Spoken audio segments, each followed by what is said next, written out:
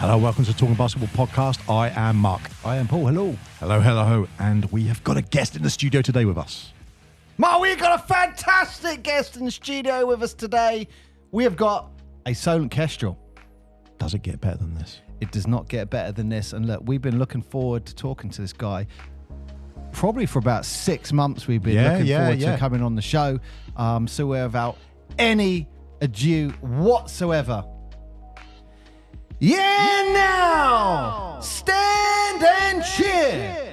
Yeah, God, number 8 and assistant head coach of your Solent Kestrels, Jack O'Keeffe.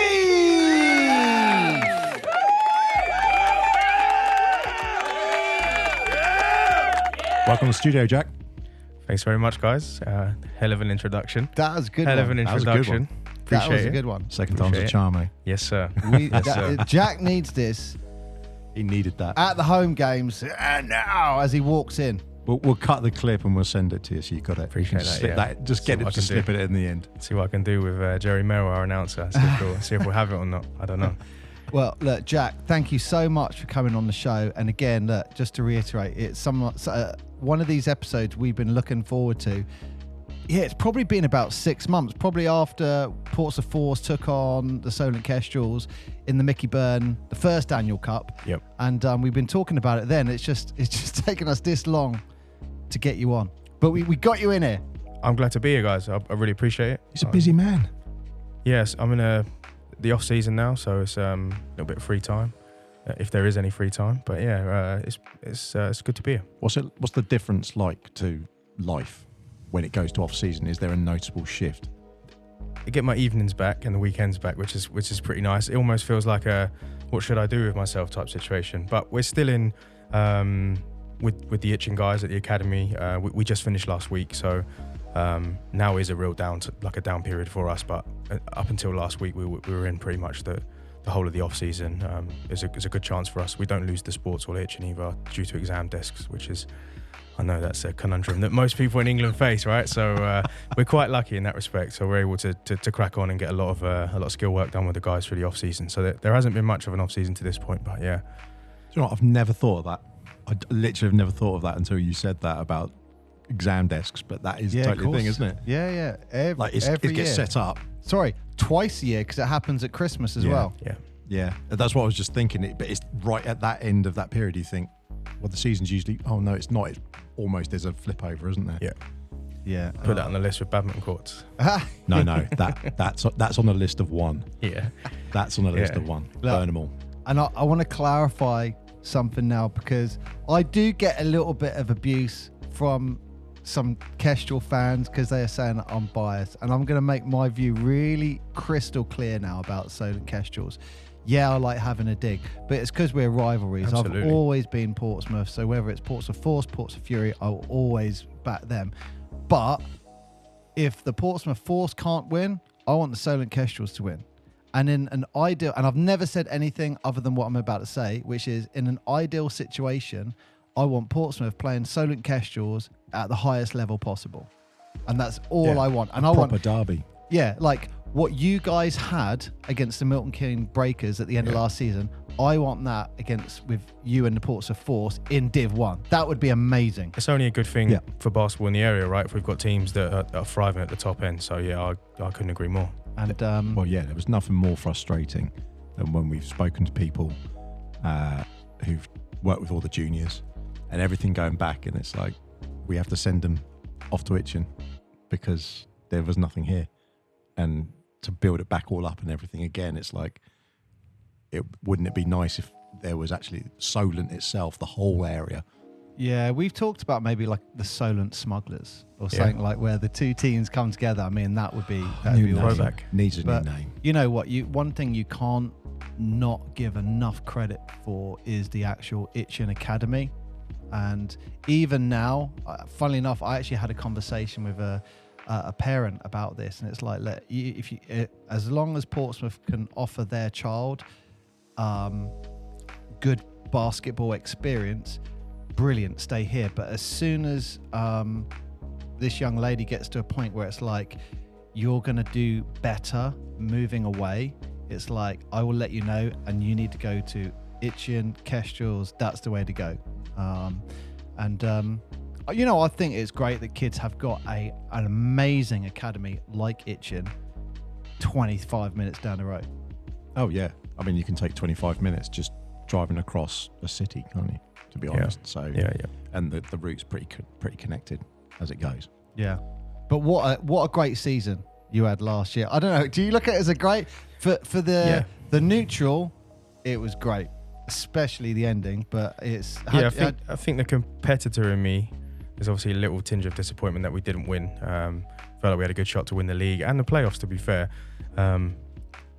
But the realist in me knows that actually I feel like we did an excellent job of keeping pace with an extremely talented team in MK, and their head coach Billy Beddoe is one of my good friends who I coached on the national team with as well. So it was should I say, friendly rivalry, for want of a better term. We also know their GM Josh Merrington really well. So yeah, there was no bad blood, but super competitive. You know, I think we managed to push them all the way, and also I think we surprised ourselves a little bit.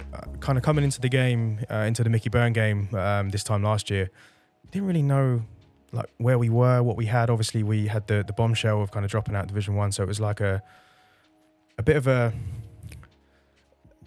stab in the dark, for want of a better term. We just kind of, we brought some ex-Kestrels guys back. We had some good players, some good young talent at Itchen, and we kind of just sort of put it together to see kind of where we were. And yeah, I think we surprised ourselves. So yeah, I would say on the whole, good, really, really positive season for us. We were pretty pleased with where we ended up. I mean, for those who didn't watch it, that game, watching that was tough. Yeah, well, I mean, you had the Milton Keynes Breakers. You guys got a good result at Milton Keynes, and then it was like the end of the season. And we were talking it for months. This is going to be this is the ticket of the season you need to be at. And it's funny. Sorry to cut across you. That game was actually supposed to be in January. So the game against them on the schedule was actually the second game of the season. So it was supposed to be in January, like when the fixtures roll around again. Really? Yeah. And they made a run in the National Cup. So anytime you make a semi-final of the National Cup, you're allowed to clear your league fixtures that weekend. That's the only reason it got postponed, because they made a run and they had a National Cup semi-final game the same weekend they were supposed to play us. So it got postponed, and we were kind of going backwards and forwards on some potential dates. And I think we were doing a bit of jostling, kind of, they were looking at our schedule, we were looking at their schedule, working out when we might end up having to play a double header, because that was what it was looking like. And obviously a game like that deserves clear weekend, full week of preparation. And so in the end we just said, let's do it on the last weekend. Well, we had to ask Basketball England obviously to give us the go ahead. What an amazing setup though. Yeah. He likes a what if you'd have played them in the January. What if? That's a tough one. That's a tough one, because they were on their run. They were. They were beating Division 1 teams in that spell too. So they were firing. They just brought someone new in as well, Nate Robinson. That was kind of the period they brought him in after Andre Aerosol went down with a knee injury. So, do you think the moving of the fixture benefited, or? That's a really good question. Wow. Because I'm just, when you look at those what if scenarios, I think it probably served. I think it probably served both teams better, to be honest, because it probably benefited them in the sense that actually it allowed them to kind of get the cup run out of the way and kind of refocus back on the league. So they kind of had a clean run up to that. And then I think for us, where we had a lot of guys that were kind of just not recreational basketball players, but have got lives and things going on, and we were coming fresh off the Christmas break. I don't know how well it would have suited us either. We shut down for a couple of weeks over the Christmas break. We only would have had kind of 1 or 2 practices coming off the back of a Christmas break, and yeah, you know what that's like. So I'd probably say it benefited both of us, and it was a spectacle. It was a hell of a game. So yeah, I suppose it was probably beneficial for both teams. We were kind of boring answer, I know, but messaging each other all the way through the game, because we were both unwell from our beds, just watching it on laptops, just messaging each other. And one of the messages I remember sending you, it was like, literally, this is the best game of the season. Yeah. Like of well, like I think National you started League a bit basketball. like, are you effing watching this and stuff like that? It's like, yes, are you? I mean, we came out, we shot the lights out early doors, and yeah. we were a bit like, wow, we didn't expect it to go like this. I mean, we game planned appropriately, but yeah, I think we surprised ourselves with how well it started. I want to say, what, in half time? I mean, I'm trying to think about, were you up by like 15, 16 I think the at first half quarter time? we were. I think it was by the half they'd made a run to trim it. Okay. I think the back end of the second quarter they made a little bit of a run and got it back. I want to say within maybe about, I think it was 2 or 3 possessions. It was 6 or 8 points maybe. Yeah. Yeah, because I was going to ask you about this at this sort of point in particular, when you're going into the fourth quarter and they're sort of 11 up at that point. Which game are we talking about? The playoff one or the end of the season? That's the playoffs. The playoff This is the one. playoff one. Yeah. Oh, yeah, wow. What was the question? When you're coaching at that point and you're looking at it, what are you saying to? I always find it interesting when people are, we've got a gap that we want to cover. We've got 1 quarter now. Yeah. We're a deficit of 11. It's not insurmountable. Yeah. So I think the first message for us was like 1 possession at a time. Yeah. We don't need hero basketball. We don't need anybody to try and claw this deficit back inside of 2 or 3 possessions. I think at that point, some of their role guys had really started to have an impact. Yeah. In the first half, for us, it was really trying to give lots of attention to Jordan Spencer and Chris Tower.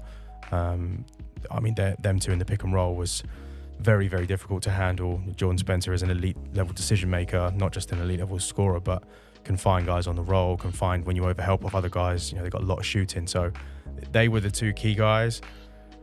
We'd made them do maybe a little more than usual and kind of kept role guys quiet, which was good in terms of our game plan by the half. But in the third quarter, it kind of shifted, and guys like Dante Langley, Nate Robinson started to have a big impact, particularly Nate Robinson. I think he got a couple in transition and a rhythm 3.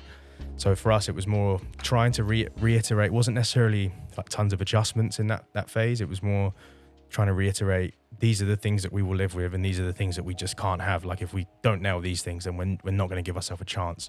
So it was, transition was a big one. They strip play really fast, pass ahead, lots of like drive and kicks and extra passes, and just put you in rotations. And they did that in the third quarter. So it was more trying to re-emphasize what we'd kind of come into the game with, if that makes sense, opposed to necessarily like trying to flip the script and say we need to go this way now and do these things. But actually I think they started the fourth a little bit better than we did. So then it was very much a case of, okay, what do we need to do to see if we can throw the kitchen sink back at them to get ourselves in this? So tried to press a little bit, see if we could take them out of rhythm, take the ball out of key playmakers' hands. But you got to score and stop the clock to do that, to set your press up. So it was a bit of a catch-22, and then we ran out of steam down the stretch, unfortunately. So what is, in your view, what is a coach's role at that point in that sort of situation? I think it's managing the flow of a game. So it's managing, like, have we got the right lineup in there? Do we need to get guys rest? So for me as an assistant coach, I'm trying to manage kind of the lineup and the rotation. Guyman's kind of feeling out kind of the adjustments we might need to make, and we're having those conversations kind of live in play.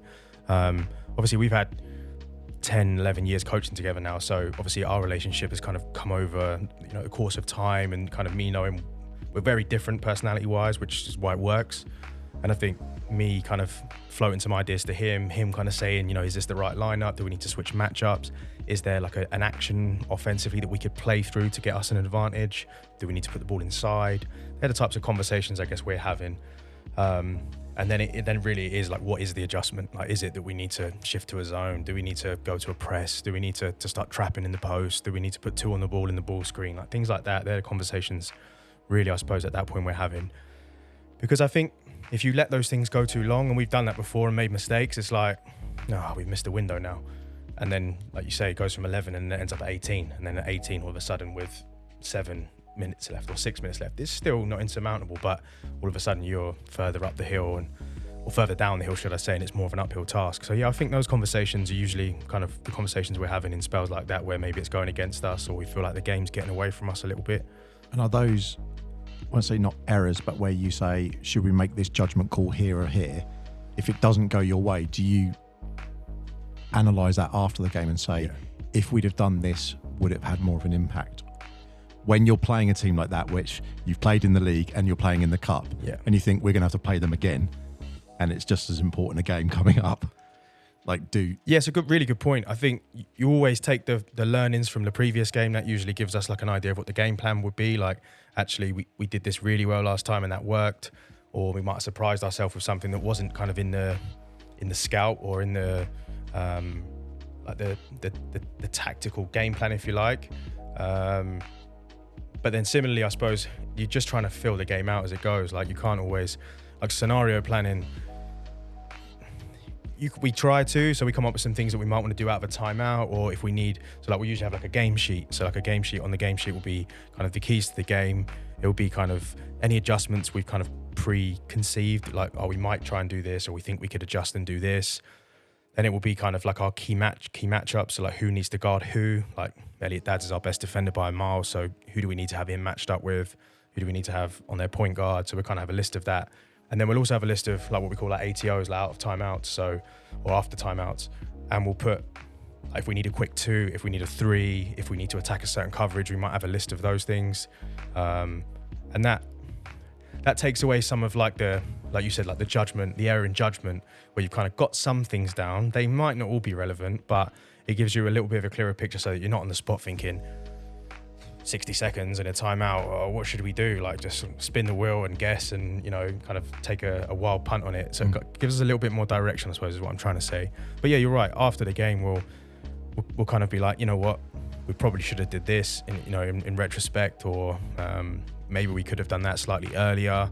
I will always review on that. And I think that's the good thing about the relationship Matt and I've got. We're both big enough and ugly enough now to say, actually, we got that one wrong, or we should have did this a little bit earlier, or that's my fault because I didn't recognise this matchup, or things like that. Yeah, that was probably some of our reflection points. Yeah, for reflection, constructive criticism, it's only going to make you better. I mean, this is just from personal experience, but do you ever get to a point where you're going to bed that night, just lying in bed going, asking those questions? Yeah. You think like, yeah, my wife doesn't thank me for that, but yeah, absolutely. and I know Matt's wife Beth, she is the same. My wife and Matt's wife Beth we call themselves basketball widows already. But yeah, we're both the same. We're super competitive, both of us. Yeah, we're always kind of spinning plates, watching the game back, and yeah, thinking of different ways and kind of feeding back to each other. And sometimes we agree on the points, sometimes we don't agree on the points, and yeah, it's never like anyone's fault individually. You know, we're a coaching staff, so we try and figure out. And I also need to add, Khalid Missouri as well. I'm not sure if you're familiar with who Khalid is, but Khalid Missouri is also one of our assistants as well, who provides us a ton of insight. You know, he's coached for our junior club for a number of years, played back in the day in Southampton, and yeah, another guy that kind of gives us some real valuable insight as well. So we're lucky that we've got 3 of us that have worked together for quite a while now. That's great. And the one thing that I remember that stood out for me watching the playoff game as well as the last game of the season, it felt like that there was a pattern to the game that kind of repeated itself a little bit. It was a similar pattern of how the game kind of flowed. So I think, again, it was just my opinion. I think the relationship between Spencer and Brandon, that was great watching. Again, from the neutral, because they were clashing quite a bit. Yeah, real chippy. And again, that was in both games. And I think from what I remember, Brandon left both games in the fourth quarter quite early on. If that didn't happen, who knows what the contribution would have happened there. But I don't know, that just from watching, it was the most entertaining game of basketball I think we were talking about that we've seen. And look, we've been watching some of the Derby Trailblazers games from Div 1 and stuff like that, and it was like that was entertaining basketball. It's good quality. Great. It's good quality basketball, and you know what? I do have one criticism, and it's nothing to do with the Kestrels. No one threw a shoe on. It was for the commentating. The one point in the commentating, they weren't sure the score from the first game, and they were like saying, I think it was 8 points that you beat them by, was it? It was 87-80 the first game. Yeah, we won. So it was won by 7. So we couldn't lose by 7 or more, because if it had been, so if they'd have beat us by 7, it would have been on plus minus, and they were absolutely wiping the floor with the other teams in Division 2, whereas we had a few squeaky ones where we only won by a few possessions. So yeah, their goal difference was much better than ours was. So that was the only thing I felt it missed because I was saying that to you, that just 7. elevated the game even more, especially at that end. Where we're looking at it going, It's oh like- man, it's 6. You're down by 6. You're down by 8. You're down by 10. You're down by 4. It's like, oh my God. It was a strange scenario because it feels. We actually had a scenario when we played Bristol Flyers when we was in Division 1 when we played in the BBL Trophy.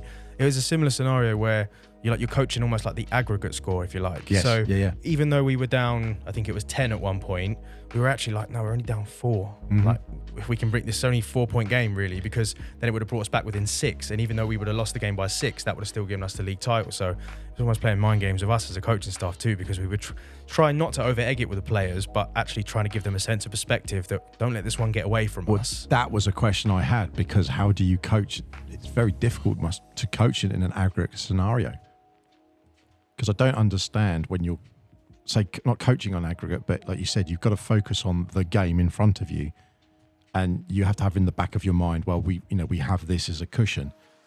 But is that harder if you're down, or is it harder if you're up? That's a really good question. I'm not sure is the answer. I haven't had enough experience. We did have one experience in the BBL Trophy, but we won the first leg by so much. I mean, I don't know if you guys saw that before, but when we were in BBL Trophy, we sort of really upset Bristol Flyers and won by like 35, I thought 36 at Solent. That was great. That was unbelievable. great. The atmosphere there, I've never seen anything like it. It was, and I mean, the Milton Keynes game at home was pretty close to that, but it was like a special night for the club. We've talked about that before, where especially the Kestrels, there's a couple of teams, maybe Derby you would include. Yeah, in that, Derby made a real run, didn't they? where Yeah, they were. Where they've taken on BBL clubs and you guys have done some big upsets. Yeah. And again, from the neutral, we love that. We love it when, Did Reading do that as well? Am I imagining that? I think Reading might have had a run. I don't think it was recent, but I think they might have had a run previously. Yeah, a few years back. Yeah, you might be right. There's That's definitely a what we couple love of to teams see, that have had a go though, for sure. Well, you guys didn't just have a go. Yeah. We nearly got it. Yeah. It was that was the last game that got played before everything got shut down. We were in Glasgow and we weren't sure. Like 2 of Newcastle's players left because they couldn't get home. It was, that was a strange time. But anyway, the aggregate question, we won the first leg by so many, so we were up in that. And then when we went to play Bristol, it was like they would make like a 6 or 8-0 run, and normally a coaching instinct would be, actually maybe we need to think back on a time out here, see if we can get ahead of this, to make some adjustments or to stop the run. But we were like, actually we could probably let this go a little bit longer, because actually there's so much of a buffer here. And it was quite hard. I don't know if it was hard to coach, it was hard to manage the players, because the players are looking at the scoreboard and all they're seeing is we're down 20 or down 15, because we actually lost the second leg by 19. But it was the nicest 19-point loss we've ever had in the, any time I've ever been playing. That's weird. That's a Really weird thing, weird isn't feeling. It was like we'd made the final, and it was almost like Matt and I had to go in there and like G the boys up afterwards because we'd lost the game. It was a really strange feeling. I have to say, like I've never really experienced anything like that. And then the same for obviously the Milton Keynes game was, although it was an aggregate, it kind of was in terms of just the plus minus. And for us, obviously we were down on the bottom end of that this time. So it was actually, we don't need, much like my point previously, we don't need anything kind of by way of hero ball actually here. We've got probably about a 2-minute window where we just need to keep ourselves within touching distance. And if we can keep it around 10, then it's only a 2-score game. So yeah, that was tricky to manage as well, because we're sort of thinking, how much of this do we convey to the players? Because we don't want to kind of pile on pressure. We just kind of want them to play and see if we can get some stops. And obviously we did do that. We got ourselves in a possession of winning the league. So yeah, it was difficult. Look, for our listeners who don't know what we're talking about, I mean, we've talked about it before, so they probably do. This is a 7-point differential, like in points scored, like baskets scored, and it's equal on everything else, pretty much. Yeah. So as long as you lose, if you win, easy. As long as you lose by 6 or less, you've won the league. That's it. 7 or more, they've won the league. But again, it was great. And it was one, like the messages back and forth, it was like, I don't know why we just didn't phone each other, because it was like, Kestrel's going to win. Kestrel's going to win. I know, because you were like, He's going to win. That's why. And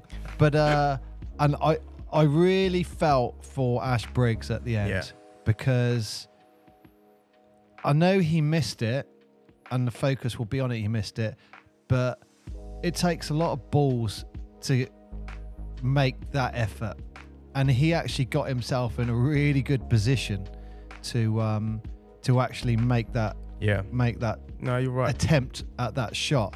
And He played really well in the game before that too. Done some really nice things. That much millimeter, and it was going in, and it was and you could see, but especially for his reaction afterwards, it was like you could see how much it meant. And my focus went on Ash.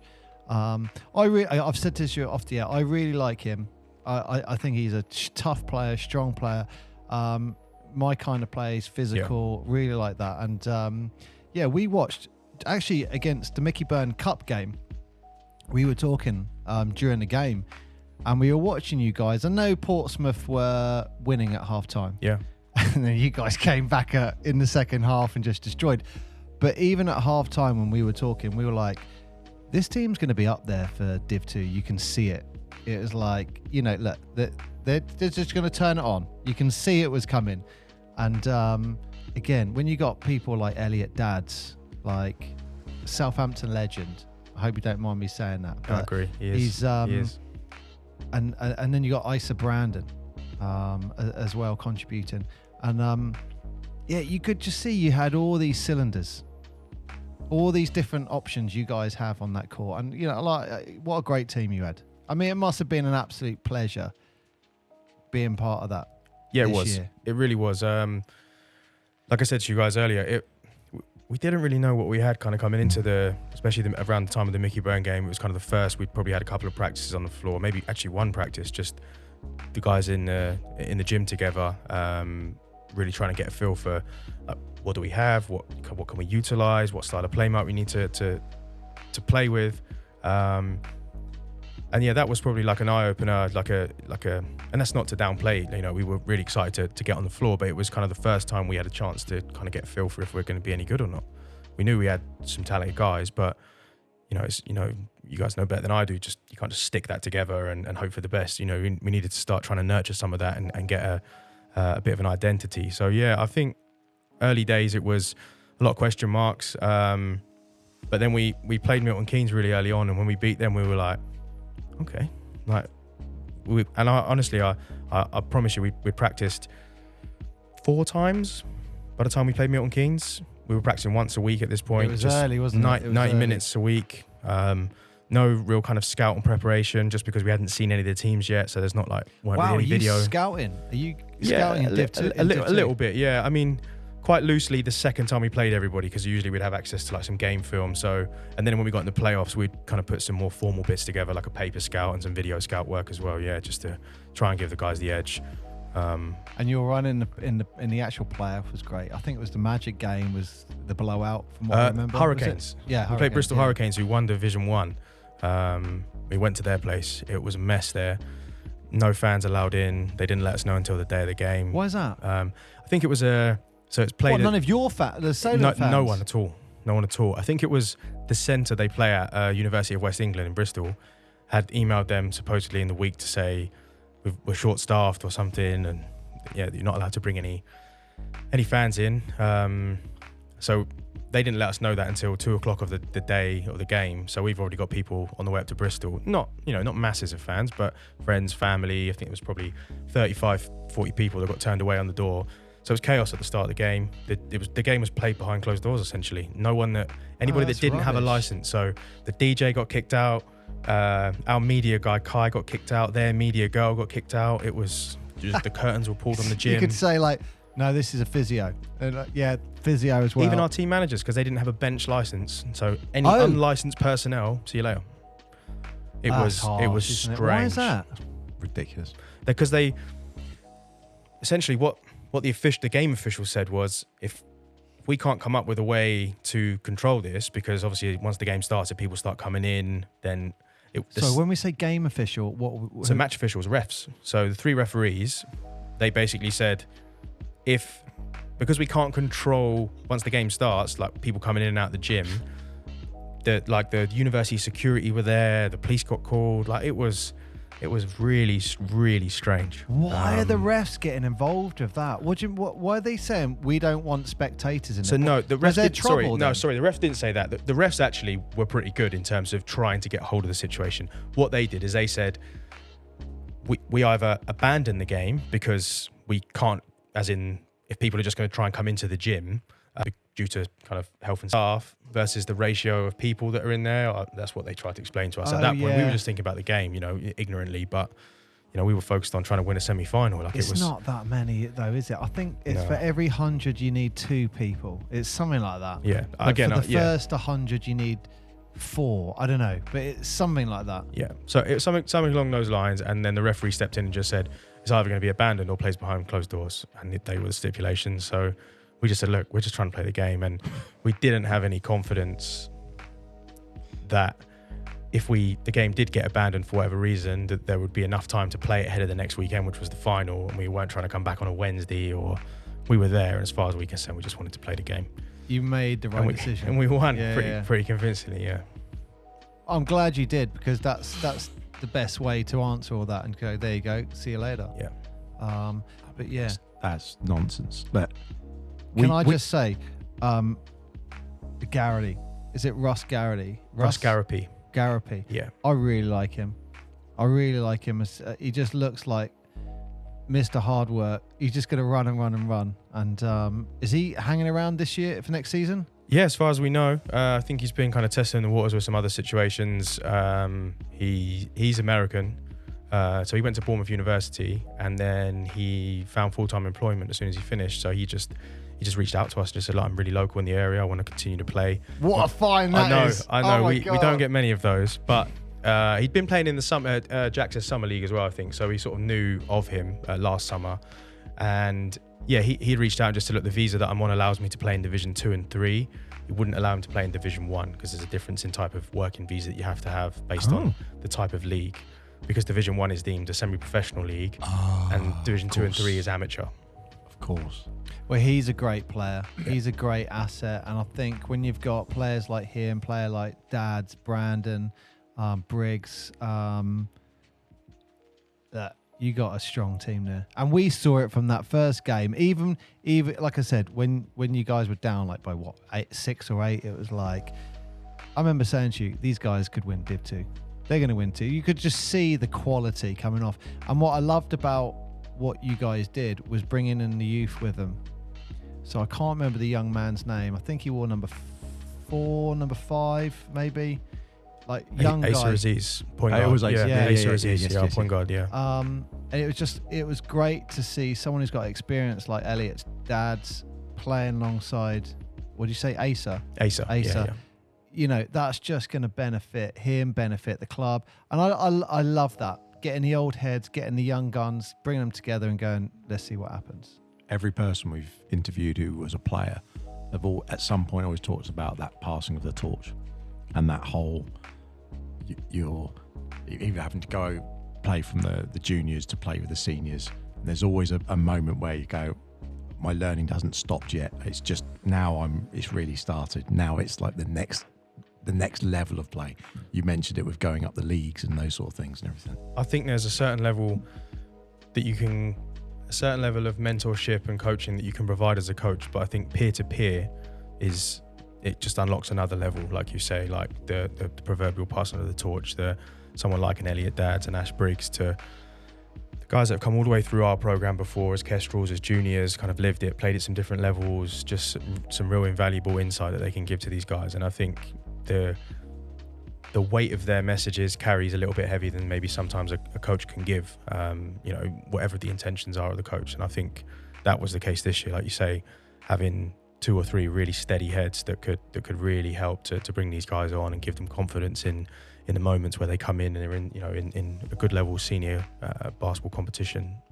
It was that was invaluable for us to have those type of guys on the floor out there, definitely. I agree.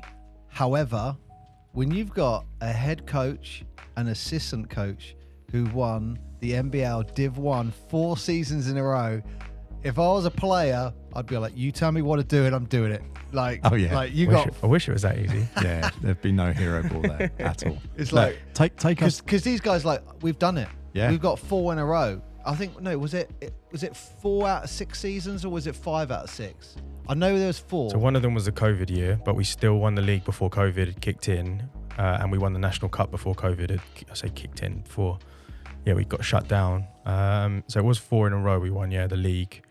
The playoffs obviously didn't happen in one of those, so we won 3 playoffs in a row technically. Hey, the history books National say Cup. 4. Yeah, National Cup twice, National Trophy once, Lynch Trophy once. Speaks He did all right, volumes. didn't he? Did It all right. speaks absolute volumes. But look, I want to know what happened before that, like Yeah, right at the beginning. I was going to say, look, let's leave that on a cliffhanger. We'll come back to that. Okay. So, where did you find the love for the game? Where did it start So for yeah, you? my story I think is like a typical English basketball player's story, where you either played another sport and then just fell across basketball. I think. I think I heard Lloyd say he was bang in love with rugby before, and for me it was football. Like my dad is like, proper football man, played at a decent level, refereed, like coached loosely. So yeah, till probably the age of like 11 or 12, I just played football. It was just all I knew. My first love.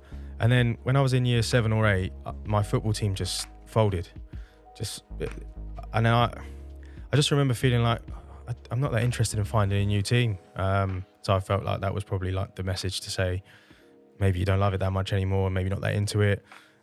Still followed it, but at the time, where I lived on the council estate where I grew up, they built this new it was like a football court and a basketball court next to each other. It was like around the time of like all the Adidas hoops were going up. Oh yeah. Oh yeah. And we couldn't believe it. We were like, what is this? So I think I just spent that summer, we were all rubbish. Like no one could really play. It wasn't like I had like someone to look up to say, oh, this guy's really good, I want to be like him. We just were over there. Like it was floodlit, so we were over there till whatever time at night. And it just went from there really. My PE teacher, who was actually from Southampton, but he knew of like the Solent team, and also I guess for me in Basingstoke, Reading Rockets is also only about sort of 25 minutes up the road. So I remember us just asking him like, is there teams we could play for? And he said, oh, there's some trials. And I don't know if you remember, back at that time they used to do like the Hampshire team as well. It was like a Hampshire, like they used to do the Hampshire representative team. So I remember I went to a trial for that. We turned up in like that was through the schools, right? Yeah, it was. And I think you would have the southeast or southwest Hampshire, then you would go That's from it. that to the Hampshire. Then That's it. And I think similar to like what like Aspire and stuff is now, like the regional kind of structures, I think it sort of served that purpose. And I remember going to the trial for that. This is before I played for a team, and me and my friends, we just turned up like riffraff, like with like baggy basketball shorts, like Reebok Classics on, like no basketball shoes. Like we were just there enjoying it.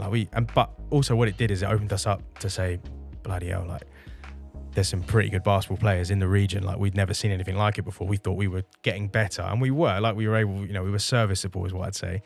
And then that was it really. Like a bit of a basketball culture in our school. Like we were the best, like in Basingstoke. So we just thought we were the guys. Like that was really where it went from. But everybody was bang into it. So it meant that rather than like trying to find people to play with, it was just everybody was there. Like 2 years above us were playing, and that was really down to our PE teacher. So yeah, we were pretty lucky. And then I think it was year 9, I'd just come down to Solent to the trials, and then just started playing there really.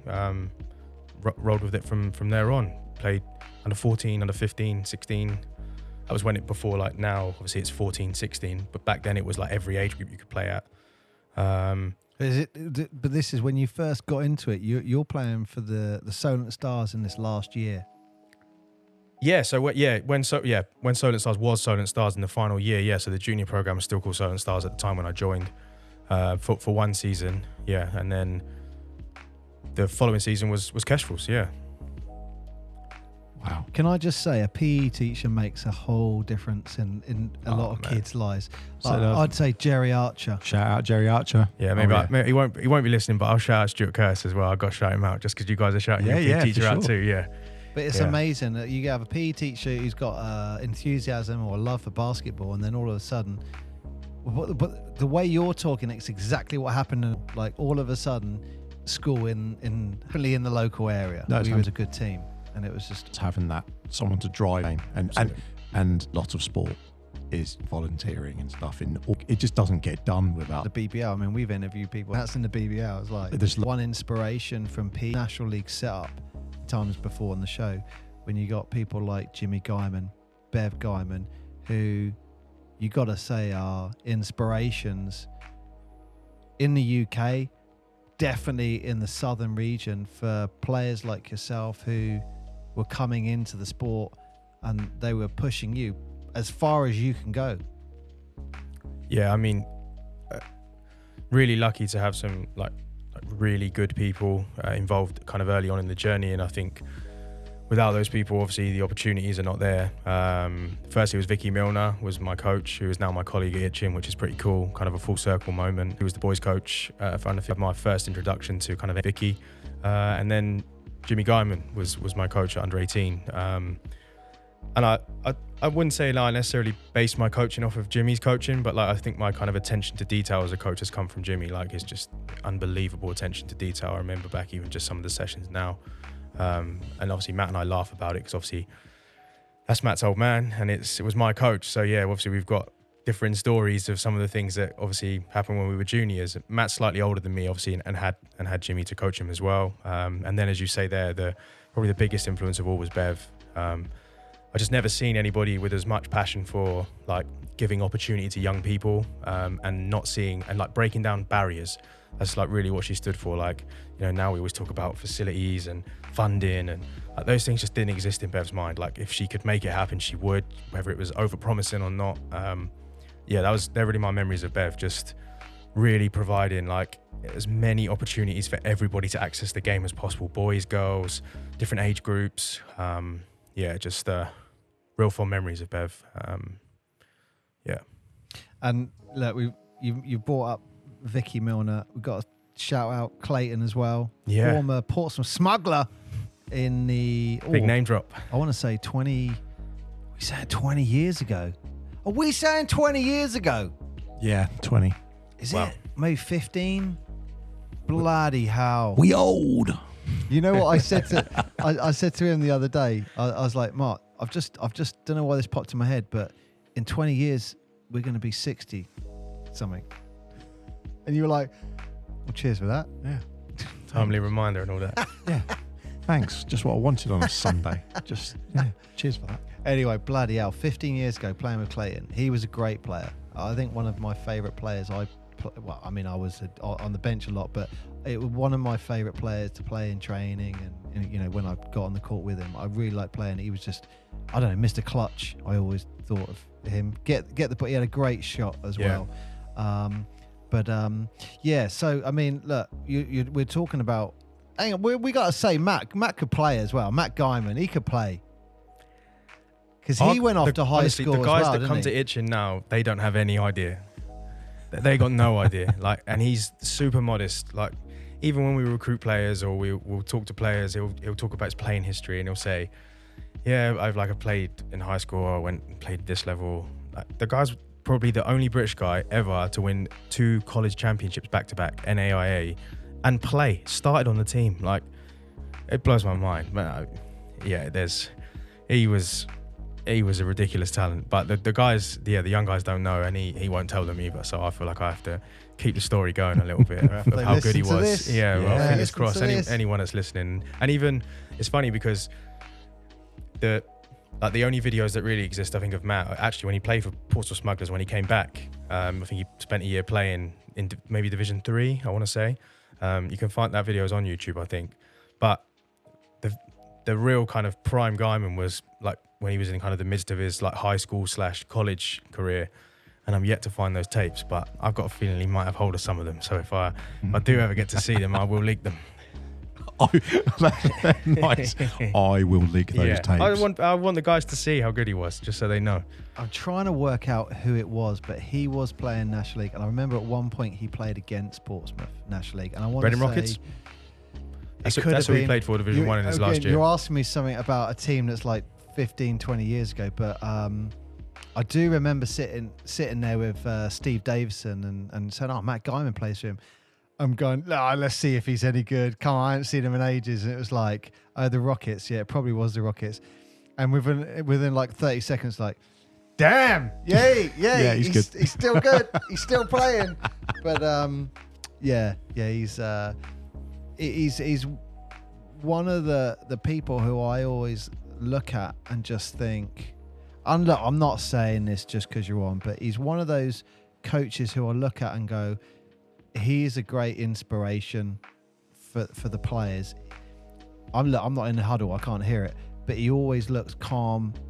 He always goes sometimes to the edge of the court, crouches right down, looks as like he's, thinking it, logically working everything through. He looks like he's knows what's going on all the time, and he's just calmly going, right, guys, here we go. And look, talking to players who have been coached by him, what I love to hear from them is when they're like, he really values their opinion as well. Yeah. And he's saying to them, what are you seeing on the court that I'm not seeing off the court? When you hear that, you think, what a great coach that is. Yeah, obviously I'm biased as well. I've worked with Matt for 10 or 11 years now. He's definitely one of the best coaches in the country. I think there's no doubt about that. I don't use that term lightly. He really is.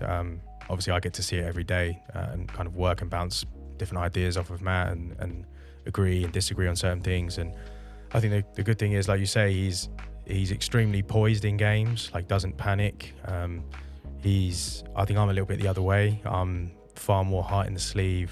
You usually see me gesturing on the sideline. I'm coaching every possession. I'm living every possession, whereas Matt is kind of a lot more kind of ear to the ground. Let's just get a pulse on what's going on, get a feel for what adjustments we might need to make. You just think in the game like a chess match, really. That's a great way to say it. It really is. He really is. And to your point, he's getting feedback from the players. He's getting any point guards we've had. He's always got a really good connection with them. Just really feeling the game. What does the game need here? What do we need in this moment? And he's a maestro at that for sure. Yeah, and he kind of comes across like he's about that as well. Yeah. He does come across very. Would you say they're the weights? 100%, yes. With there that kind of specialise in play to people even outside of our club, and as well who were really looking, helped out connect some dots for them as well. She was messenger and kind of but yes, they. Did you say SMS Messenger? MSN Messenger. Geez. Old school throwback. Yeah, that was. Is that even around anymore? I don't think so. No, I've never. Didn't say AIM or AOL. It's even worse. Yeah. Oh fair. God. Yeah. But yeah, it was sort of that. It was Bev connecting the dots for us, and me and my teammates at that time giving us or trying to create all the opportunities for us to be able to get out there, and the visa processes and placements at high schools and stuff. She was first class for all that stuff. Well, let's talk about that, because it's something that gets brought up every now and then, and we really love to hear about people's experience in the States. And you went to Evangel Christian High School, and we look at that and just go, what an amazing opportunity. What was it like out there? Was it as good as culture shock? Yeah, culture shock. The school was good in terms of a basketball level. I hear just through recruiting players to Itchen, we hear horror stories of kids that are trying to go to different situations now. That's almost reaffirms even this far down the line of just how lucky I was to find a situation that was reputable, that was good, where people were there to look after me, and all that distance away from home. And it was a good basketball situation too. We played in the local state competition. You must have been pretty good to get that opportunity as well. You got to say that. You must have been pretty good for them to say, yeah, we want you to come play in high school. I was all right. We'll say it for you. I was all right. It must have been at a decent level. I mean, we had a really good under-18 team at Kestrels that year as well, I have to say that. So I think us having made the Final Fours, and I think us kind of having a team that had a little bit of notoriety. I mean, it was obviously before the days of YouTube and being able to access video and stuff, but we had some success, so we were kind of able to make some little highlight tapes at the time off of burning DVDs onto the computer and trying to, old school way of doing things. But yeah, that was kind of the only way we could send anything to anybody to say, look, have a look at us play. So yeah, that was kind of what got us in the shop window. So I guess maybe being on a good team as well definitely helped. Yeah. It's worrying that you said burning some film onto a DVD is old school. That's worrying. Yeah, I don't really know. I don't really know how to describe what we were doing at the time. Yeah, so it's one of those. That's a format that's been lost in the Don't. in history books, isn't it? Don't. Let's You're not going to go put there. that in with cassette tapes and videotapes. Yeah. I showed my kid a cassette tape and went, what do you think that way? What they? I can't even remember what they said, but it's like, look, you're way off. You're way off. Or I got a cassette tape and a pencil or a pen and went, how would these two go together? Oh, no. What's And the correlation? They're like What?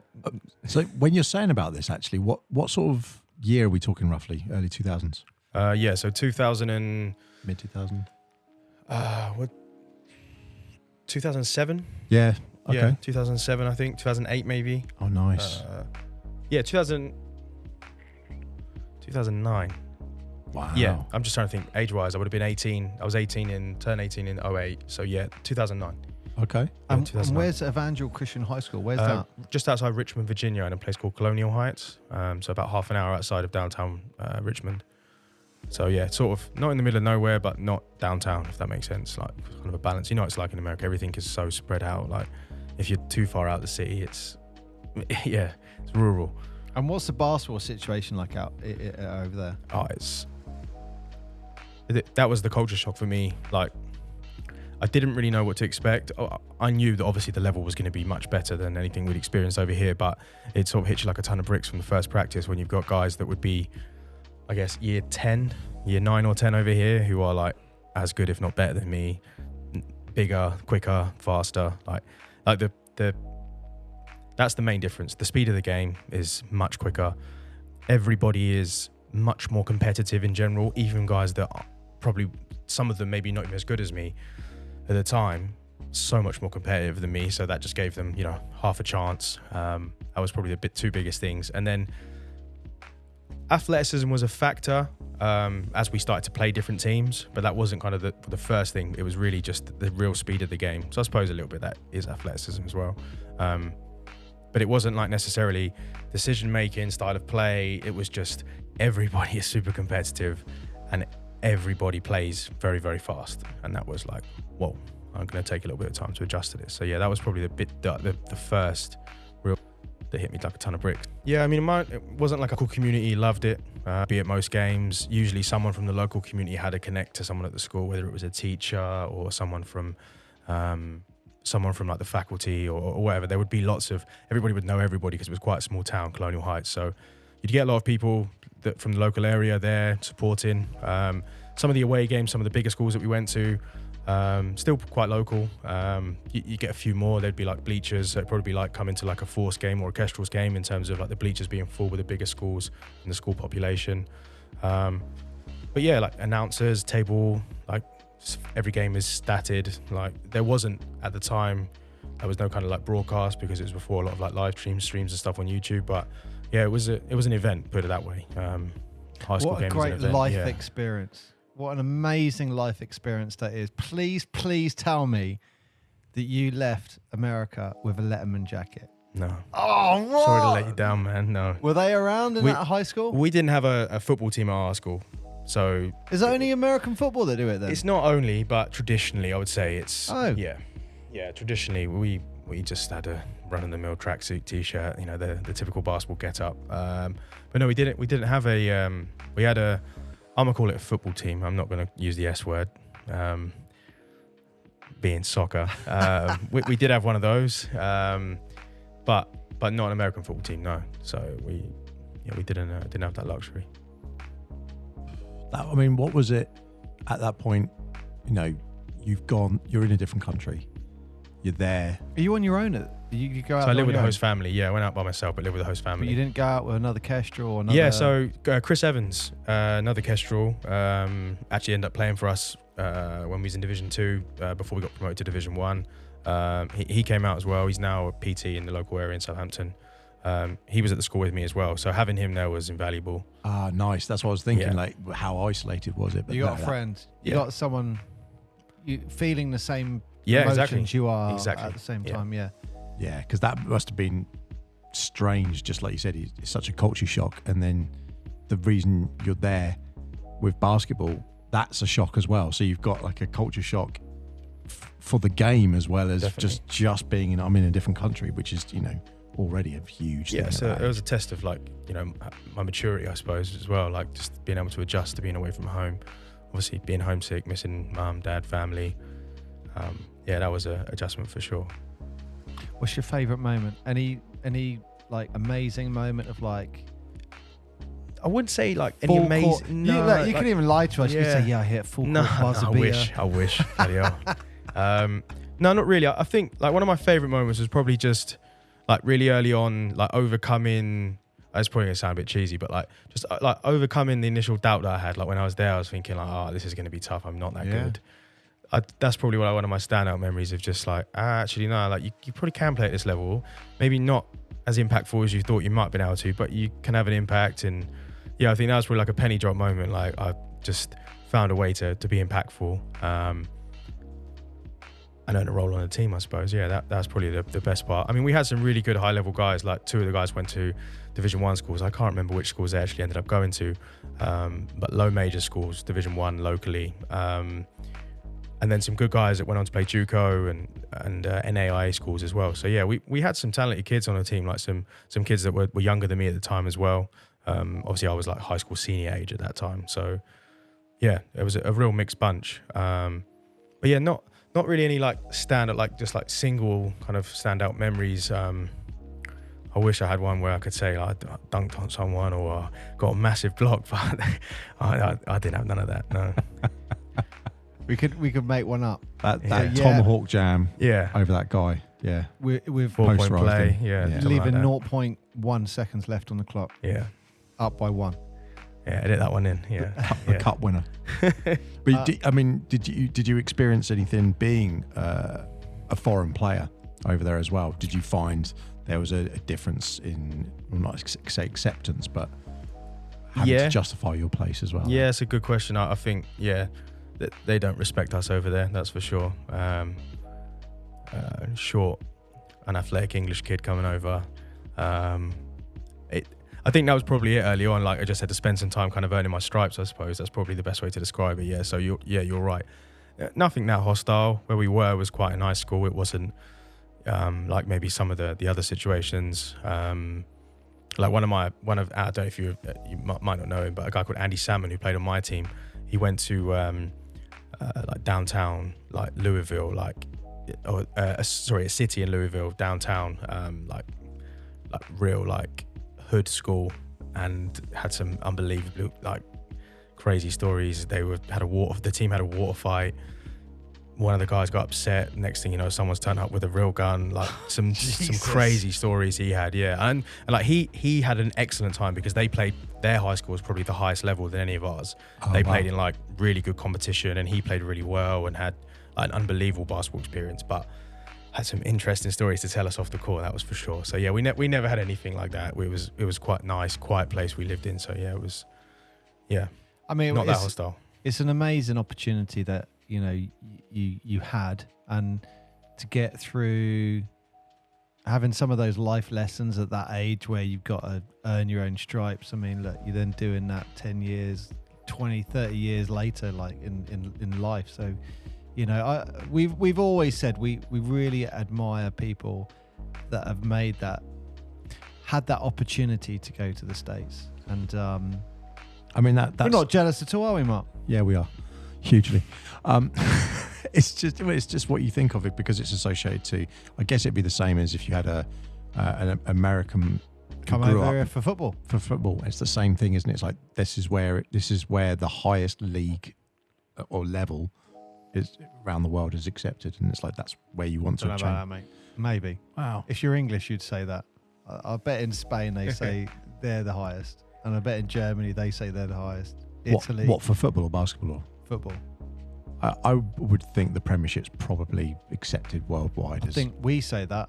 I don't know. I'm just. I don't know. I'm just watching England play, going, are we actually really got the best league in the world, or do we just say it? Oh no, yeah, but they don't play in our league. They play in other leagues. The people who are on the other teams who are much better than us, they play in the Premier League. That's how it works, isn't it? The same as now. Look at the NBA. You've got like, what is it? A sixth of the roster are all from other countries, not America anymore. One of your favourite players? Maybe. Oh, God. I didn't say it. I didn't bring it up. Oh, I extended the olive branch. Yeah. I can't go a day in my life talking to you where you don't say the same two Dallas Maverick basketball names. Was there any opportunity for you to stay in the States, or like once you did your time, were you like, right, I'm going to come back? No, yeah, there wasn't really any opportunities for me. I think that was probably like a realization for me to say, like, you know, this has been a great experience, but it's time to go home and just pursue a university route. Really started trying to get a feel for like what universities in this country like could provide a basketball experience as well. That was probably like my number one priority.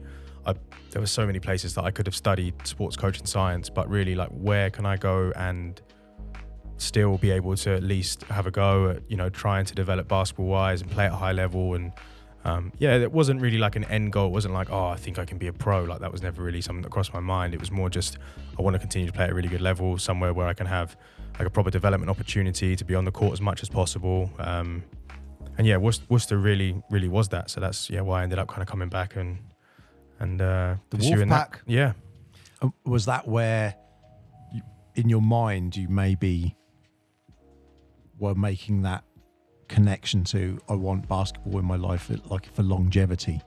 So if there's a transition where I'm in coaching as opposed to playing, maybe that's where that seed is developing, where you're saying, this is where I'd have to go if I'm going to be the top flight player. This is where I'm going to have to go if I'm going to be an active player. But if I want to be around the game, you said you were going into sort of coaching and sports science. Yeah. Maybe that's where that seed was developing at that point. I think you're right. Yeah, I think you probably are right. I think at the time, I probably didn't view it like that. I probably just felt like, you know, I wanted an opportunity to be around basketball. I think could be interested in coaching, and that's kind of why I picked that as a degree pathway. But above all, to your point, just what can I do that can keep me involved in basketball? Yeah, and that I think probably was what started to really come to fruition after like year 1, year 2 of being at Worcester, and just being around it, seeing obviously the pro team that was there at the time, the BBL team, and also the University Bucks team was a really good level. Like had won Bucks like back to back like 3 times in a row, so really good level. I think during my time there, I think we won it. I didn't play on the first team the first year, so that was an eye-opener. Even then, like it was like, wow, I'm not even good enough for the first team. There's even a higher level of basketball in this country. So I played on the second team, and sort of watched on from afar to the first team. And even then, it kind of gave me, there's another level that I could play at here, which was at the time I was probably a bit upset about, but was a level that I could progress onto, which I did for year 2, year 3, year 4. So yeah, it was like Worcester. Well, I wouldn't change Worcester at all. It was really, really good opportunity. Like we had so many guys there that were just loved the game, just loved playing. Like we could, even on weekends where we didn't have games or like we didn't play National League, there'd just be runs like in the gym every Sunday, and there'd be like a Bucks first team, second team, third team. And naturally all the guys on the third and second team thought they were good enough to play on the first team. So it'd be the only kind of real interaction we'd have, or we'd scrimmage, get up and down. But it was awesome. So many guys, like I say, just love the game. And we're in Worcester because they felt like they could have a basketball opportunity. I've actually got a Wolfpack t-shirt at home. Really? Yeah. So, like, you know that, remember the Wolfpack t-shirt? That's where it's from, Worcester. Oh, okay. That makes more sense. I don't know if I've said this or not, but the Portsmouth Force mascot, he told me, he came up to me and said, have I said this before? I can't remember if I have. He said, do you know what the 3 hardest things for a man to say? And I was like, no. And he's like, 1, I'm sorry, I made a mistake. I was like, oh wow, this is serious. I mean, profound. 2, I need help. I was like, whoa. Okay. And then 3, Worcestershire sauce. Legend. Yes. Legend. Yeah. Then he just That is walked off, difficult. and I was like, that's why he's the Left you Force in a daze, mascot. yeah. That is, yeah. Potential comic genius. But yeah, I mean, look, we got to talk about the facilities where the Wolfpack were playing. What a great, everything is great about it. I just, like I was saying to you before, the colouring, the centre court that's obviously got no other lines on it other than, from what I remember. Is that right? It's a Netball. pure basketball, is it? Netball, but this is a basketball podcast. We won't mention netball. There's no badminton lines. No, there's none. That is the crime. That's the most heinous of crimes. But yeah, having those multi-sport courts, we all understand. We all the reason for it. But is just not acceptable. I'm trying to find a picture of when I was there last, so we can see the court. But it's I don't know what the right word. Aesthetically yes. pleasing. Yeah, it's really nice. So that opened in end of the second year that I was there. So we had 2 years in. It was called the St John's campus, and even that, like, it's a 2-court facility with the show court across the 2 courts. Like, I mean, most people would rip your hand off to have access to somewhere like that. So that was not to be please. scoffed. Yeah, exactly. That was not to be scoffed at all. I mean, it was certainly an older gym, but still, you know, had exactly everything you needed for all the teams to practice. That's where the pro team was based out of at the time as well. So yeah, it was all these good. I mean, for the UK, for all of our listeners out and about and around the world, where you're talking about with Worcester, it's pretty much, I want to say, centre of the UK. Yeah. If you're looking at it, just south of Birmingham. Yeah. Just south of Birmingham, in that sort of sense. There's a lot of these good courts from centre to north, but in the south, for some, land costs a bit more. It's fair to say. Yeah. And that's basically the reason that we've talked about it a lot on the podcast, but arenas, getting things like that, it's a better thing, obviously, for yourselves. Arenas are challenging, and you have those issues. When you go further up in the country, they seem to have bigger facilities. You got these places in Manchester. That's it. Manchester's, they've got 2-3 court facilities.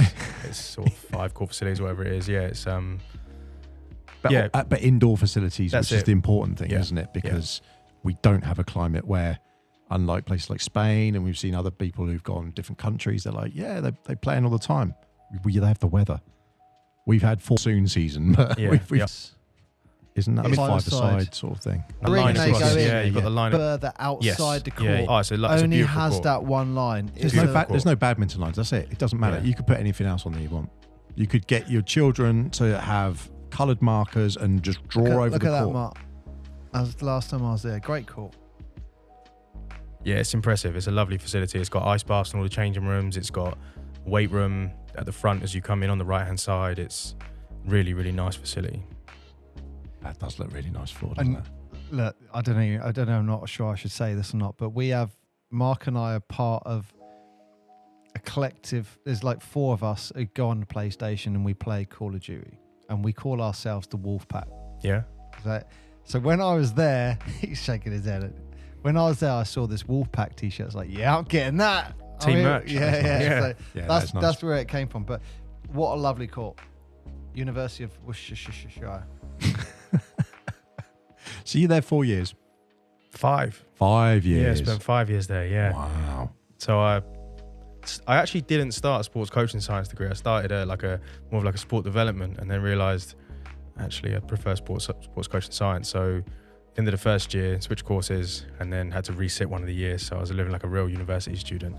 But whilst maybe that was a tough sell to my parents, it was a nice time because actually just meant I was extending my basketball opportunities, for want of a better term, because actually in the last year there, that's where I kind of got my biggest coaching opportunity there. So it was a gift and a curse in that respect. No, you just had 2 freshers fairs. That's what it was. Exactly that, yeah. Yeah. You've got me. You've done me there. Don't worry about that. Yeah, Don't worry about that. Didn't happen. You Dug know right what? out. I know a guy who went to Bradford University. Yeah. And he resat every single year. Wow. I mean, he enjoyed his time at university. Sounds like it. But I remember Mr. Chairman. he was like, when he graduated, I was like, "You've been there for 7 years, Chris. Like, should be a freaking doctor by now. Like, what's going on?" And it was like, "How much are you in debt?" And it's like, oh my God. But you know what? You wouldn't believe how well he's doing now. Oh, yeah. You wouldn't believe how well he's doing. But yeah, I do remember thinking, you a doctor, mate? Like, A couple master's degrees in there, yeah. Yeah.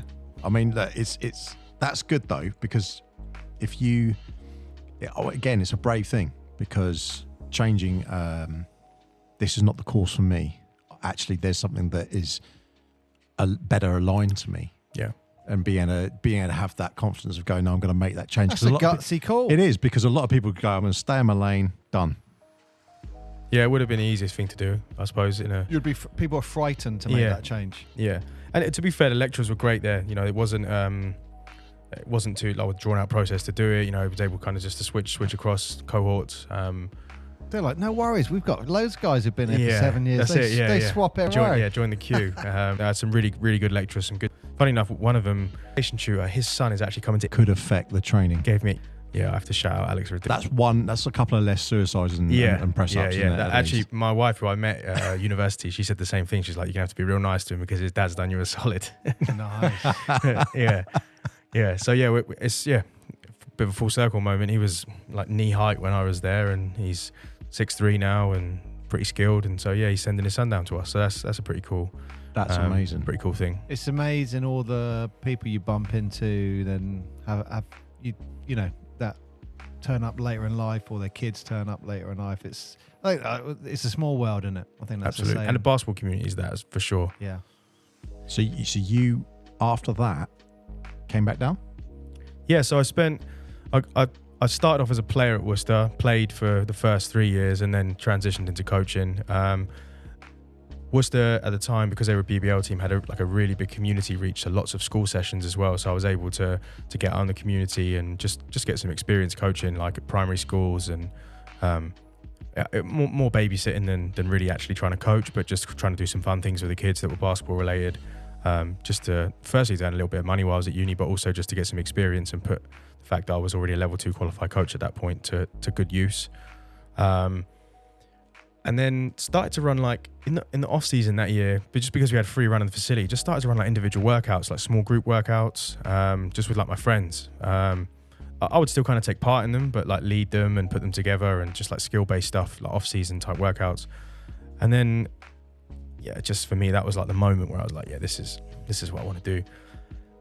I met with the head coach, Paul James, who was the Plymouth City Patriots coach, or is currently the Plymouth City Patriots coach, who was the Wolves coach at the time. He was a legend. Big PJ. Legend. More wins. I think he's got more wins to his name than any other actual club, with the exception of like 2 or 3 clubs. Yeah, it's impressive. He's been doing it for a long time. He's got more wins. What a legend. Yeah. So it's great to obviously be coached by him, and then got to work alongside him as an assistant coach. So I said to him, look, I'd like to come and be involved. I don't want to play no more. I want to kind of give this coaching thing a go. Like it wasn't necessarily like I was asking him to be my mentor, but like I'd really like to kind of just sort of work with you in any aspect you feel like I can help. What's his response to that then? So initially it was kind of like, I think maybe like, good idea. Maybe we'll talk about it later down the line. It wasn't kind of an official conversation. And then I remember I just followed it up with an email and just said, look, can we sit down and have a chat about it? I'd really like to take it seriously. And at the time, so the gentleman I mentioned, Alex, he was an assistant coach as well, who was my dissertation tutor, but he was also a full-time lecturer at the university. So his kind of role was more focused on lecturing and then coaching when he could, like helping out with the Bucks team and also the BBL team.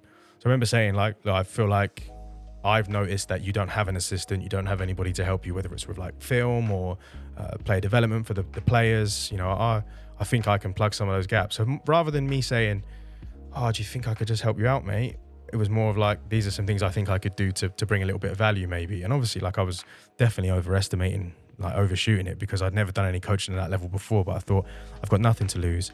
I'd really like this opportunity, and I'll just sort of see if he'll go for it. And a few of the players had said to me, like, you should definitely put that to him. Like, I think you'd be good. Like, mainly my teammates, so I couldn't differentiate if they were just being nice to me or whether or not it could have been a thing. And then we just sat and had a really good conversation.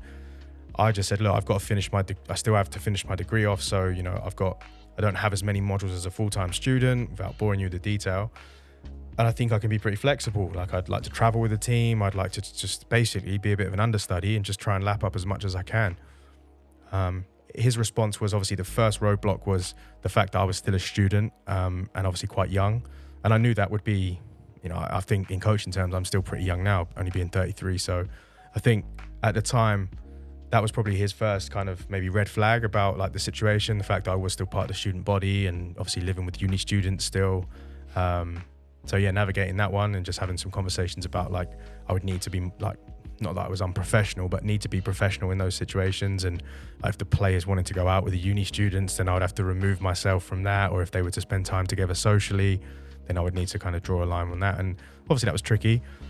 But yeah, they were kind of the initial conversations just around kind of logistically how it would work. And then sort of just carved the role from there as the pre-season went on. And yeah, quite a unique opportunity. What a great opportunity. I love the fact that you've gone to him with a resolution to something that's not being filled. And I look, not just in basketball, but in life, people can do that. Like when you're at work, you can say, rather than go with a problem, you say, there's this happening, but here's a resolution to that. And that's exactly what you've just done there. You've gone and said, here's a gap I can fill. Let me do this. Let me do that. It's like, oh, okay, you know, what's just from a personal perspective, what's he like from that like mentor perspective? So I think the first thing I realized is it just, not even necessarily from a mental perspective, just some of the things that stood out to me just in terms of like his ability, like his in-game coaching, like it was excellent. Just his ability to just make adjustments, good feel for the game. And again, they were things that like you don't learn those things on a coaching course. You don't learn those things when you read about the game. Like you can read all the theories and all the ways of communicating with players and the best things to do to constrain your practices. But until you're actually in the heat of it and you're just feeling the flow of it, like there's no one that, I guess there is some things you can do to teach yourself, but just until you're in the like thick of it, like I don't think you get that experience. And watching obviously PJ do that was the first sort of eye opener to me for like, there's so many things that I don't know here. There's so many things that I've never been exposed to or even thought about from a coaching perspective. Like I thought it was just having good practices and building a team degree and making sure you could play in a set. That's what we said to deal with. Obviously being conversations, whether it's player next layer up, if you like, management, more court time or their agent exposure to early on. I just thought it would be me on the court. So yeah, that I know that's not necessarily mentorship, but they were the things that kind of got the exposure to when I was around Coach PJ. That sounds like it's what an opportunity that is. What an opportunity.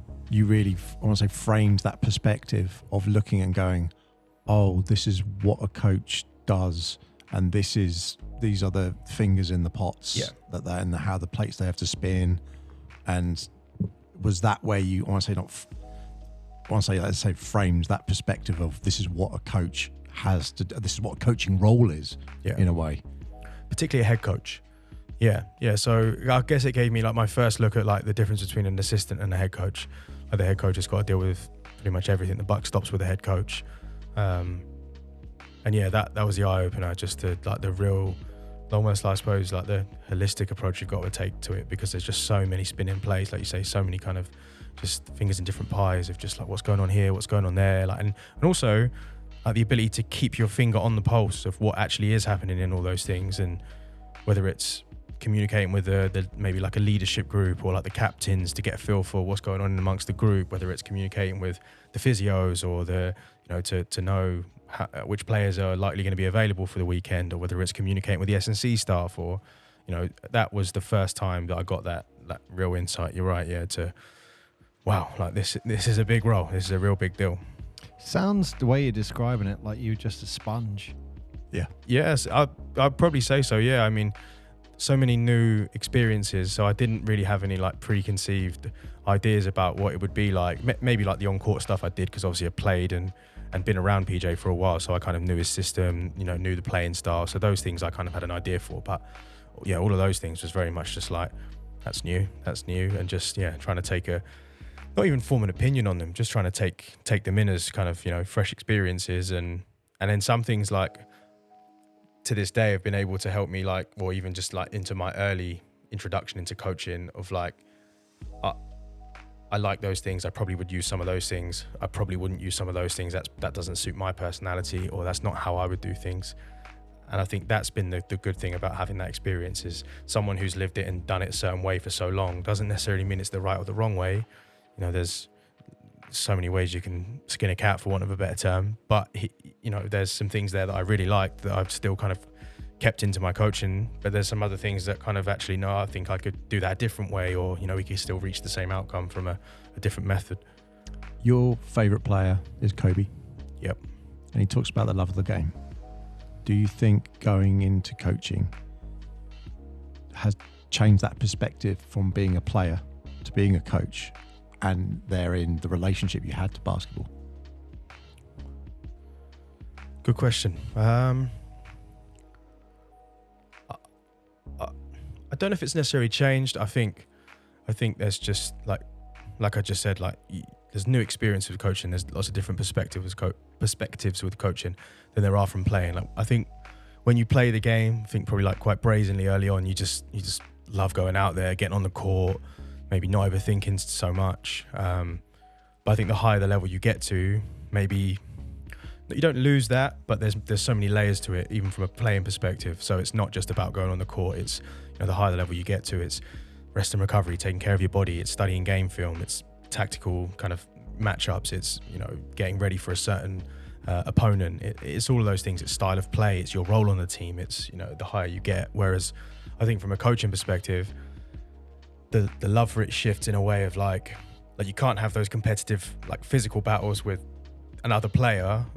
Sometimes you might kind of look at that from coach to coach, but on the whole, like your impact is going to be day to day. Like, what do you do every day?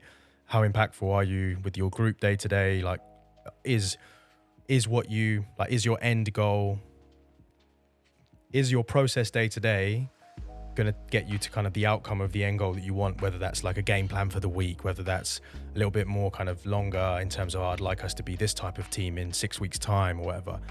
I think that kind of is the competitive side, like with almost like you compete with yourself almost, like, can we be better? Can we find better ways to do things? Can we upskill this group? Can we take them on a journey in a certain way? So yeah, I think the love has probably grown, to your point, but in a different direction. Yeah. And then when you get to Itchen Academy, Yeah. that's when you're now really honing in with your coaching ability. Yeah. With the youth. Yeah, so I guess like my first full-time like job as such, like paid opportunity to kind of be a full-time coach. So I guess with that kind of comes great responsibility. Obviously it's a really unique situation to be in, to leave university and kind of not walk into a coaching role, but there be something kind of there that was almost like I felt like ready-made for me. It was perfect in terms of the time and the or the time frame, should I say, for me to kind of step into it. Yeah, like it's funny because I think some of the things I probably did back then, I would laugh at myself now if I watch one of my sessions back then, which I think is a good thing. Hopefully that, you know, now I could show that maybe I've changed a little bit over time. Though, isn't yeah, it? of course. You need experience. You need to make those mistakes to 100%. So yeah, that was kind of my first foray into, like, I've got a group of players that kind of I'm overseeing and I've kind of got a responsibility to get to know, to build a relationship with, and ultimately to see if I can add some value to them. So yeah, that was 2015. Yeah, where I made that jump. And at what point did you start going back with the Kestrels? Because you started doing some of the youth development with the Kestrels. Was that at the same time? Same time, yeah. So I guess the best way to describe Itchen is Itchen sits underneath the umbrella of the Kestrels, both on the boys and the girls side as part of like the player pathway. Obviously Solent University was part of that as well, but not no more. And then obviously the senior pathway, the junior and senior pathway kind of all falls under the same umbrella. So yeah, it was very much a case of me coming back to Itchen as a full-time role, and then taking the under 18 group as well, which is at the time wasn't just Itchen players. It was a mix of guys that maybe go to other colleges in the area as well as Itchen. But we made the decision probably 5 years ago now to bring the under 18 Prem team in-house at Itchen. So yeah. And we got to talk about him. This time, you know, let's talk about player. Yeah. Not really. And his birthday actually moved. He was 3 years old. And they lived there until he was 7. His dad played for Reading Rockets. His dad played for Bristol Flyers in Division 1, Ryan Williams. And believe it or not, actually played in the Summer League down here. Oh, wow. Yeah.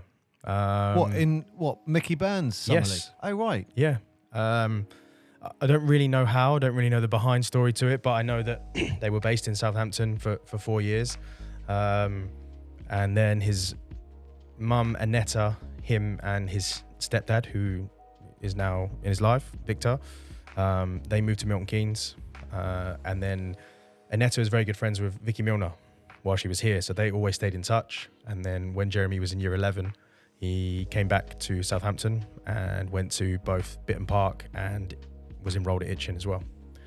So yeah, that was him coming back to the area to be part of what we had going on. So stayed with us for his year 11. So finished sort of educationally. And yeah, was the best under 19 player in the country at 15 years old. So yeah, that's probably the best way I could describe it. Yeah. It must be strange though, having that where you go, there's a 15-year-old who is just cut differently compared to not like anyone in his league, anyone in his year group. That's the best under 19 player in the country by a long margin. And he's one of my players. Yeah, he's one of my students. It's like and then you look at all the other students and you go, don't compare yourself to Jeremy, because Jeremy's just a bit more special than you. But not in the nice. Did everyone know he's going to be like a potential NBA player at that point? The first time I really see him play, he was at an England under 15 camp, and I'd gone to watch. So 3 of our Kestrels lads had been invited to the camp as well. So I went to watch. It was only in Wokingham. So for me, that's a short trip from Basingstoke. So it was in the holidays.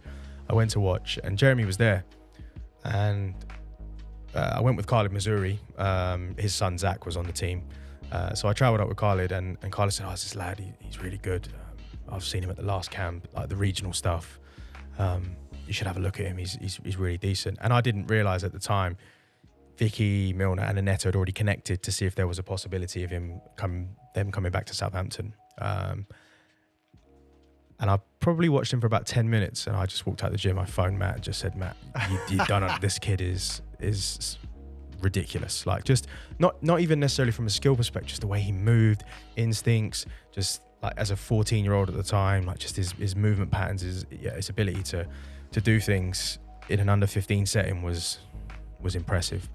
So that was sort of the first time I kind of, I had a feel for he could be pretty good. How good he could, like, we never in a million years thought he was going to be like a one and done. Like, goes to college, spends 1 year there, and then goes in the lottery. Like, I'd be lying if I said that's kind of the trajectory we saw for him. We knew he was special. Like, we knew he could be a pro for sure. Like, had a chance, but how good he really could have been, we didn't know at that time.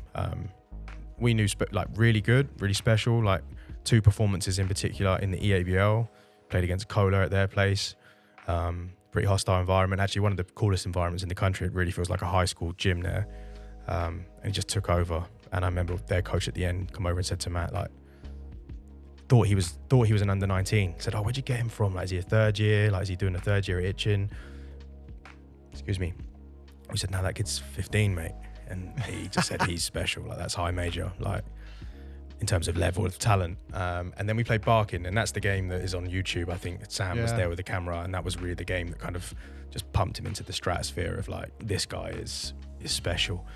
Yeah, I think 31 and 14 against Barking had the best under 19 team in the country at the time, and he dominated. Like, and he scored in every way. Like, you watch the highlight tape, like pull-ups and one picker, something you'd expect. Looking at Matt during the game, and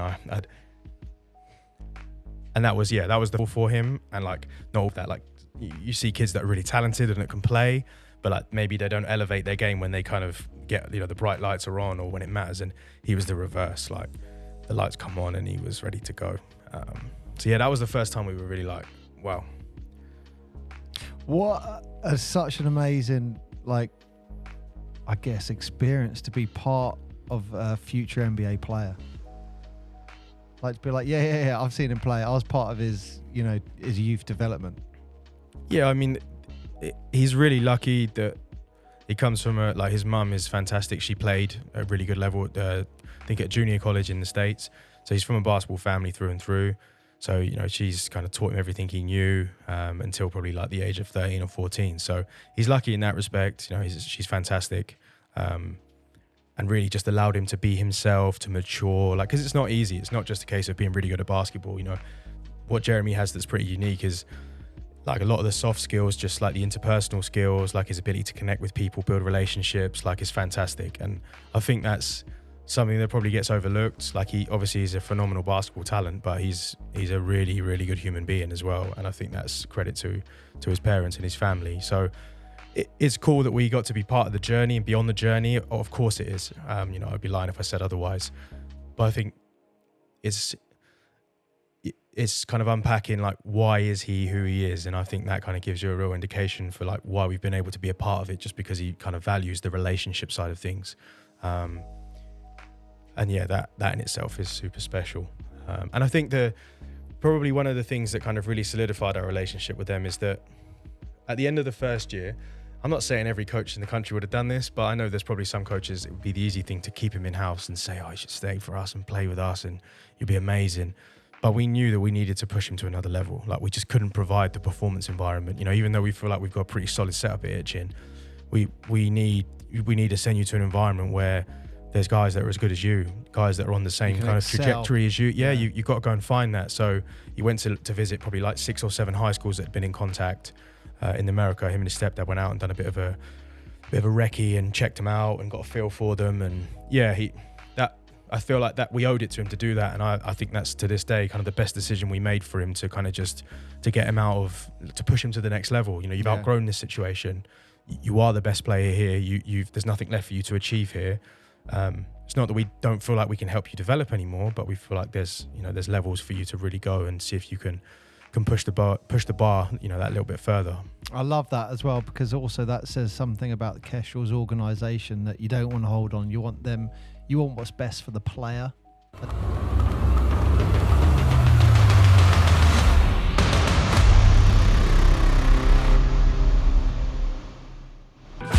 Thank you very much for listening to this episode. That is the end of this part. But do not worry, because coming soon is the second part of this episode, and it will be available soon.